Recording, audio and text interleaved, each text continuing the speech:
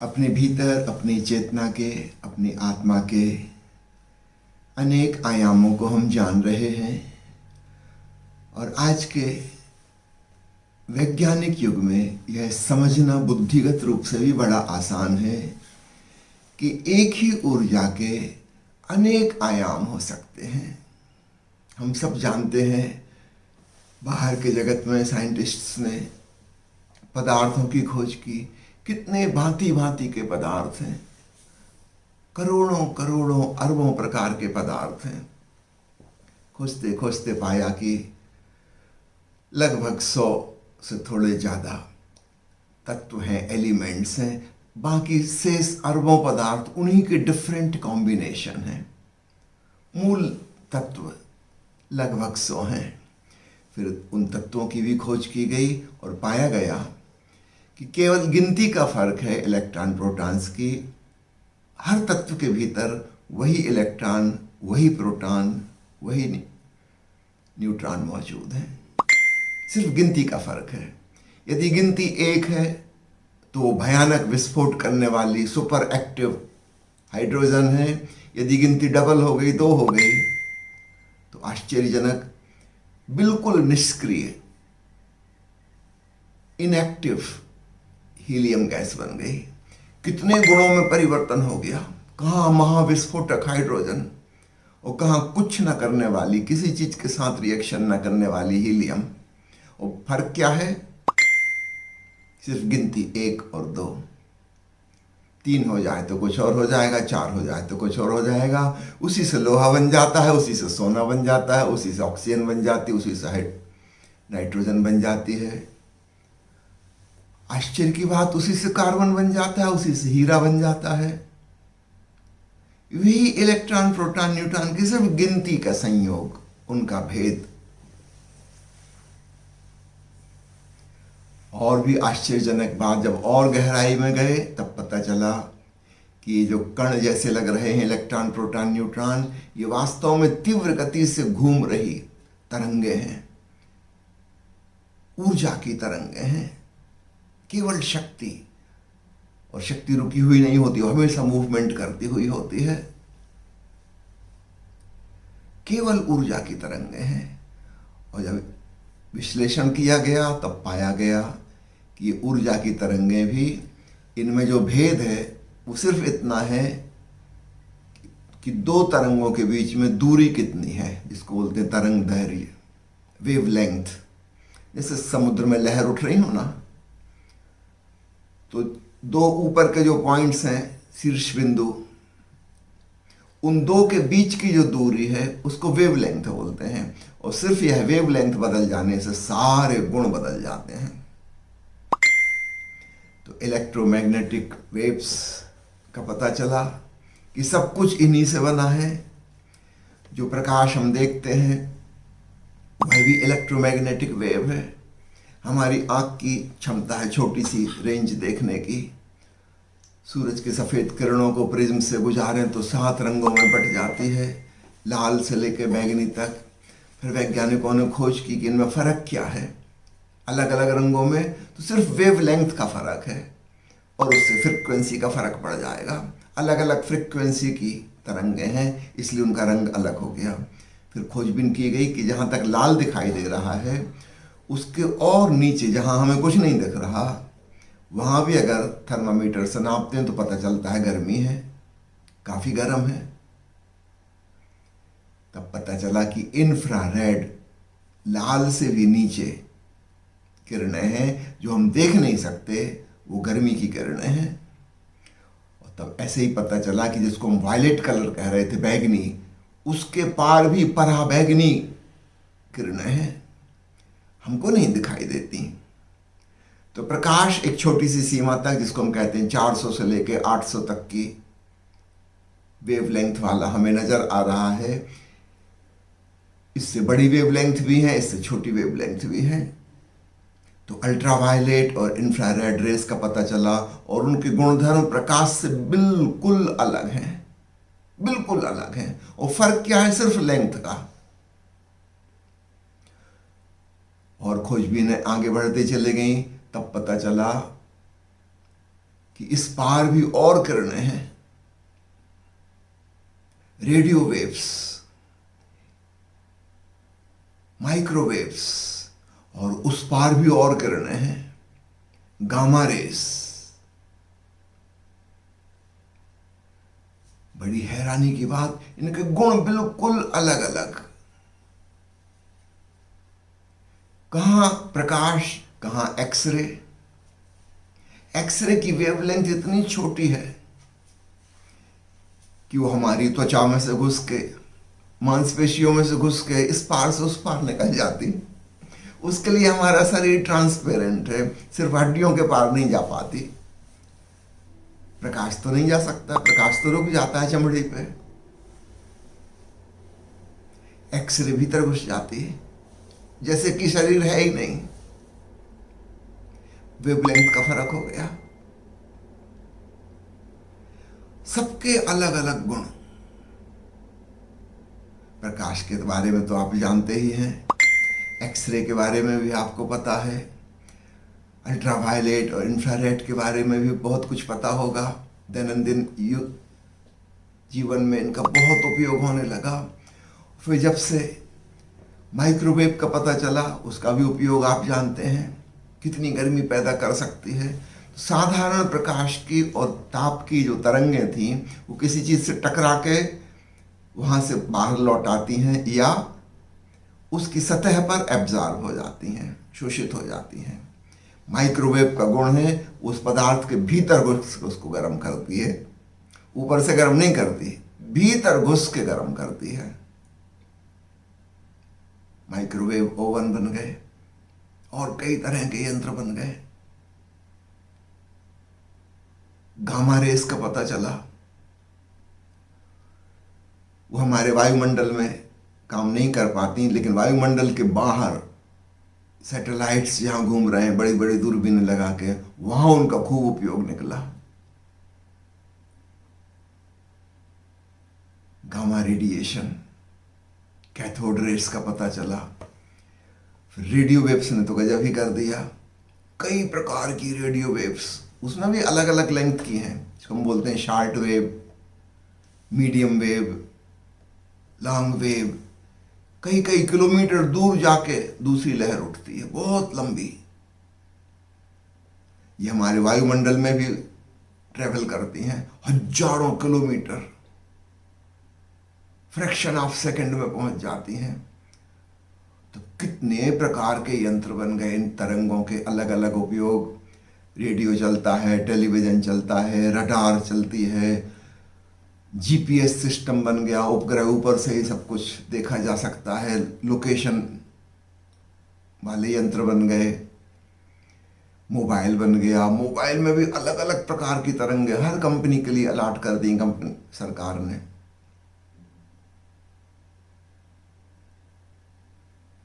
करोड़ों करोड़ों मोबाइल एक साथ चल रहे हैं, सबकी अलग अलग फ्रीक्वेंसी की तरंगे हैं सबकी। रिमोट कंट्रोल बन गए इन्हीं रेडियो वेव्स से। क्या क्या बनता जा रहा है, बनता जा रहा है। Short wave diathermy medical science में यूज होने लगी। हड्डियों की मसल्स की भीतर से जाके सिकाई कर दे, बाहर से गर्म करने की जरूरत नहीं।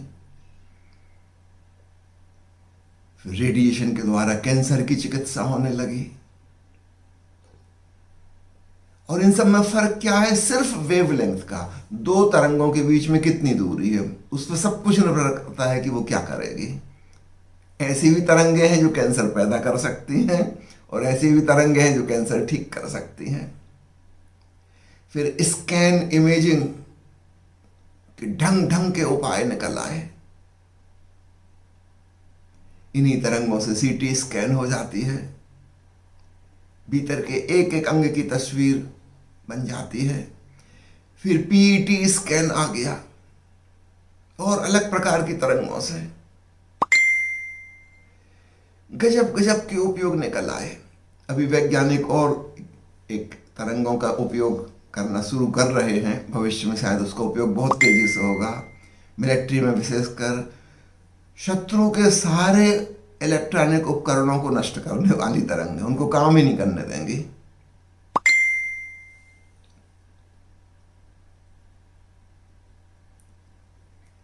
और इन सब में भेद क्या है? सिर्फ तरंगों का। और पिछले 150 साल का अगर इतिहास उठा के देखें तो जितना भी विकास हुआ है वो हमेशा किसी नए प्रकार की तरंग की खोज के बाद हुआ है।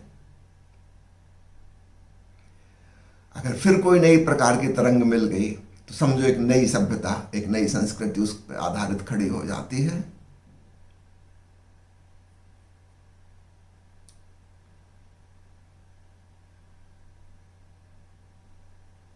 ये सब क्या है? ऊर्जा है। एक ही ऊर्जा, थोड़े से ढंग, वेवलेंथ का अंतर बस। ये उदाहरण किस लिए समझा रहा हूं? इसलिए ताकि आपको भीतर भी समझ में आ जाए कि हमारे भीतर भी जो हो रहा है उसको मैं आत्मा की बजाय चेतना कहना ज़्यादा पसंद करूंगा, क्योंकि आत्मा परमात्मा से हमारे मन में न जाने कैसी कैसी धारणाएं घुसी हैं। हम कल्पना करने लगते हैं कि ऐसी कोई चीज़ हमें नजर आएगी। चेतना शब्द ज़्यादा अच्छा है। स्पष्ट चेतना यानी कॉन्शसनेस, जिसमें चैतन्य होने की, जानने की क्षमता है। भीतर एक ऊर्जा है, चलो उसको नाम रख लो, एक रहस्यमयी जीवन ऊर्जा। जैसे एक्सरे का नाम पड़ गया, उस समय कोई नाम नहीं था उसका, तो एक्स यानी अज्ञात। अब तो बहुत कुछ ज्ञात हो गया उसके बारे में। शुरुआत में एक्स उसका नाम ही रख दिया, एक्सरे। ऐसी अपने भीतर एक रहस्यमयी ऊर्जा है। उसी के अलग अलग गुण हमें एहसास में आते हैं। वही ओंकार की ध्वनि है, वही भीतर का प्रकाश है, वही भीतर की सुगंध है, स्वाद है, खुमारी है। मुख्य रूप से अगर एक शब्द में कहना हो तो वह ऊर्जा है। हमारे देश के ऋषियों ने उसको कहा था आदि शक्ति, द ओरिजिनल फोर्स।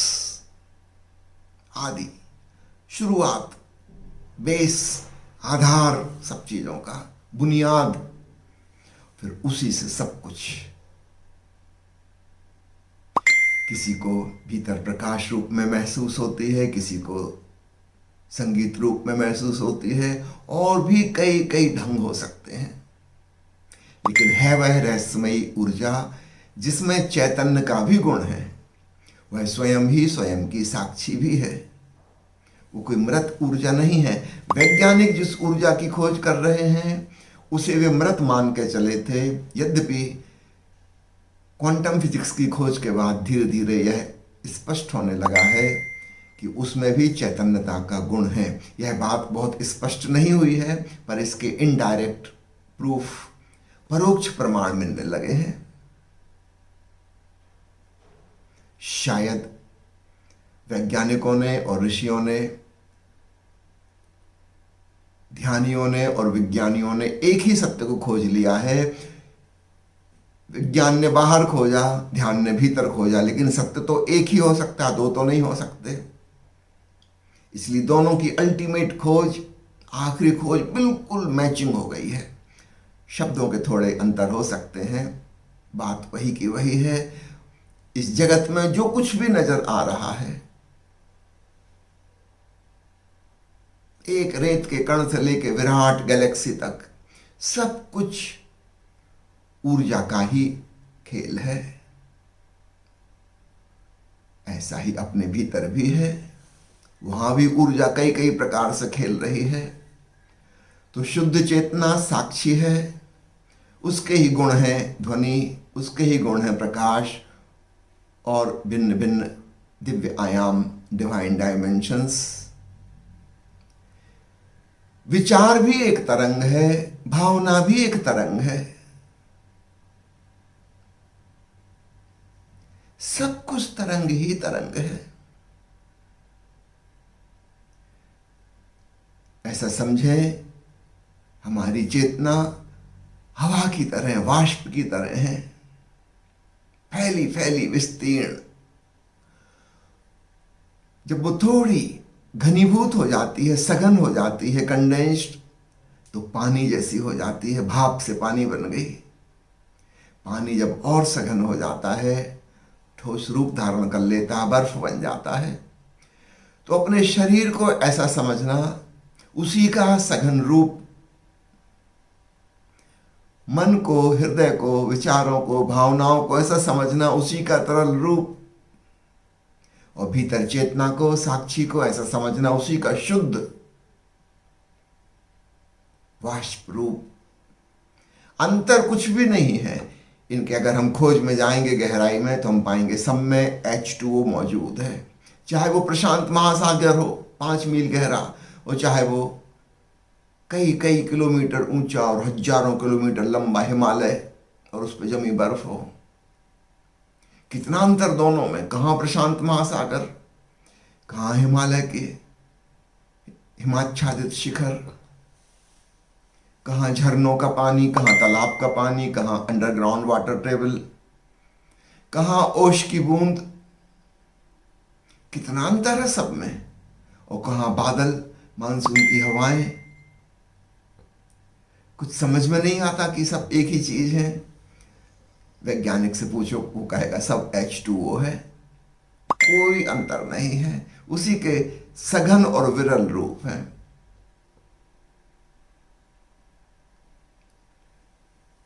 इसलिए इन उदाहरणों से समझना बड़ा आसान है कि हम मनुष्य का होना भी वाष्प रूप भी है, तरल रूप भी है, ठोस रूप भी है। जितने बाहर को आते जाते हैं ठोस शरीर, थोड़ा भीतर जाएं तरल मन, लिक्विड। मन को कहते हैं ना चंचल, कहीं भी यहाँ वहाँ जा सकता है, तरल है, बह सकता है। भावनाएं बहा ले जाती हैं। शरीर उनकी तुलना में काफी ठोस है। फिर वाष्प, वायु के सदृश, कुछ भी पकड़ में नहीं आता, कहां क्या।